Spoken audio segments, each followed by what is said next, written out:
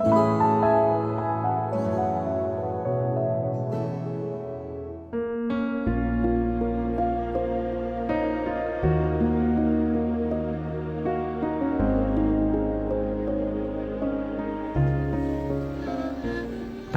कृष्ण कहते ये शाम त्वंत गतम पापम, जिसके पापों का अंत होता है उन्हें कथा में रुचि होती है, सत्संग में रुचि होती है, और जिनको रुचि होती है उनके शेष पाप क्षीण होते जाते।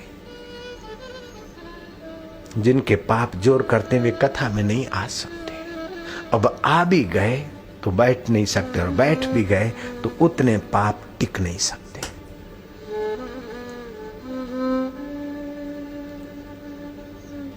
जिन हरि कथा सुनी नहीं काना, श्रवण रंध्र ऐ भवन समान। जिन्होंने अपने कानों के द्वारा हरि कथा नहीं सुनी उनके कान है सांप के बिल जैसे। या तो संसार का राग घुसेगा या तो द्वेष घुसेगा। राग जीव को आसक्ति में बांधता है तो द्वेष व्यक्ति को तपाता है, कुर्राता रहता है। पद का राग, धन का राग, रूप का राग, लावण्य का राग, लेकिन ये रूप, लावण्य, पद, धन, मित्रता कब तक रहेगी? ये संसार तो चला चली का मेला है, सब दिन किसके एक जैसे रहे। राजा भरतरी की महा खूबसूरत पिंगला रानी मर गई। राजा उसकी अर्थी में शामिल हो गया कि पिंगले अब मैं तेरे बिना कैसे जीऊंगा। साथ में खाते थे, तू मुझे परोसती थी और तेरी थाली लगवाता था। तुझे देखकर मैं खाता, मुझे देखकर तू खाती। पिंगले मैं कैसे खाऊंगा, हाय रे मेरी पिंगला। तेरे बिना मैं कैसे चैन से सोऊंगा। तू चल दी मुझे छोड़कर, हाय मेरी पिंगला। अरे सुंदरी ऐसा तो क्या हो गया मेरे से, बस स्यापा करते हुए जा रहे थे भक्ताणी के पीछे पीछे शमशान यात्रा में। गोरखनाथ को पता चला कि कितना बुद्धिमान, लेकिन हरि कथा सुनाने वाले सत्पुरुषों का संग का अभाव। अब पिंगला का शरीर मरा है, पिंगला का आत्मा तो अमर है, उसका भी अमर है। अब शरीर को सच्चा मानकर ये राजा देखो कंगला हो रहा है। गोरखनाथ वेश बदल के एक हांडी हाथ में लेते हुए भरतरी के साथ साथ शमशान यात्रा में चले 2 कदम आगे उस हांडी को पछाड़ दिया। हांडी चूरा चूरा हो गई।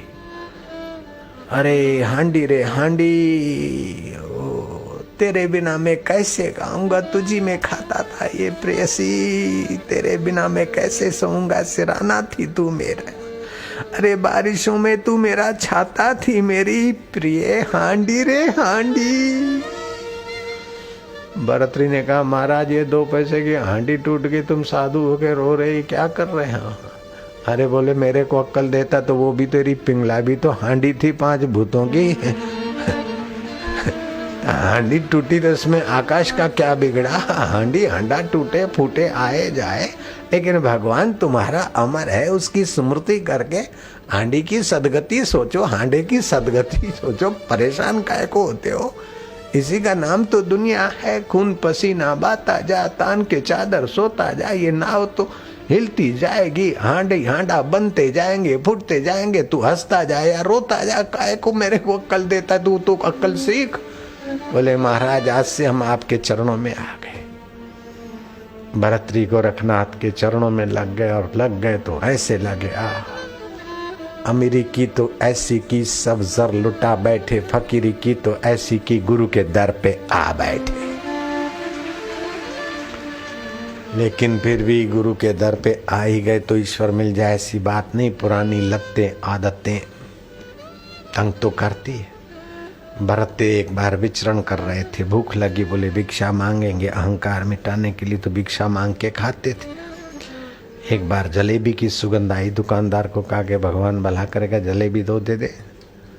अरे बोले तो साधु अभी तक चटोरापन नहीं गया, शर्म की बात है।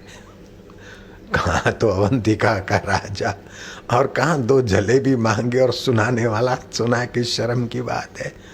जलेबी खानी है तो वहाँ अकाल राहत कार्य हो रहा है, मिट्टी के तसले भरो, 2 आने मिलेंगे, शाम को शेर भर जलेबी पेट भर के खाइयो बाबा। बाबा ने दिन भर दे दे दे दे मिट्टी के तसले भरे, तालाब खोदे, छाले पड़ गए हाथों में, 2 आने मिले शेर भर 1 किलो। आजकल भी मजूर को 1 किलो देसी घी की जलेबी मिलेगी दिन भर। आंकड़े बढ़ गए, बाकी माल उतना ही है। शेर भर जलेबी लिए और पानी के सरोवर पे आए। एक हाथ में जलेबी और दूसरे हाथ में गोबर। ले खा खा खा मनवा, ये जलेबी का सुख, पिंगला का सुख, नाक का सुख, जो कम वक्त जल जाएगा, सुगंधी का सुख, ए चटोरे का सुख, वाहवाही का सुख, बस इसी में जिंदगी तपा कराता है। अभी तो मैं नहीं मारता हूँ, लेकिन हम अकेले में साधना करते थे तो हम भी अपने को थप्पड़े ठोकते थे, हमारे गुरुजी भी ठोकते थे अपने मन को। ऐसे नहीं बापूजी बना जाता है, मन को जरा मोड़ना पड़ता है। लोग बाहर के शत्रुओं को जीतकर बड़े होना चाहते हैं, लेकिन अपने साथ जो दिन रात अपनी तबाही कर रहा है उस मन की शत्रुता को संभाल संभाल के उसके मुंह में लगाम डालो, नहीं तो मन रूपी घोड़े की पूंछ पकड़ेंगे तो हमें तबाह कर देगा, उसकी लगाम पकड़ेंगे तो हम मन चाहे आध्यात्मिक उन्नति कर सकते हैं, शास्त्र चाहिए। एक एक जलेबी करते सब फेंक थी, आखिरी जलेबी रही। मन कहता इतनी तो खा लूं, बोले अच्छा अभी भी आखिरी 2 खा, दत्त तेरे। मानो मन कहता कि किसी मर्द ने अब मेरे को पहचान लिया, अच्छा जैसे आप कहोगे वैसे। फिर तो लग गए ध्यान में, लग गए जप में। भरतरी को परमात्मा में ऐसा रस आया कि परमात्मा प्राप्ति हो गई। सुख दुख उनके लिए स्वप्न होने लगा। शरीर मरता है, मेरी कभी मौत नहीं होती, ऐसे सच्चिदानंद स्वभाव का साक्षात्कार हो गया। भरतरी ने लेख लिखे 100 श्लोकों के 3, वैराग्य शतक, नीति शतक, श्रृंगार शतक। तो वैराग्य शतक का अनुवाद पंडित हरदयाल ने लिखा। तो भरतरी कहते जब स्वच्छ सत्संग कीनो तभी कछु कछु चीनो। जब शुद्ध सत्संग किया तभी कुछ कुछ जाना। क्या जाना? मूढ़ जानो आपको। मैं बेवकूफ़ था, अवंतिका का राजा हूँ, पिंगला रानी मेरी है, मुझे ये सुख है वो सुख है।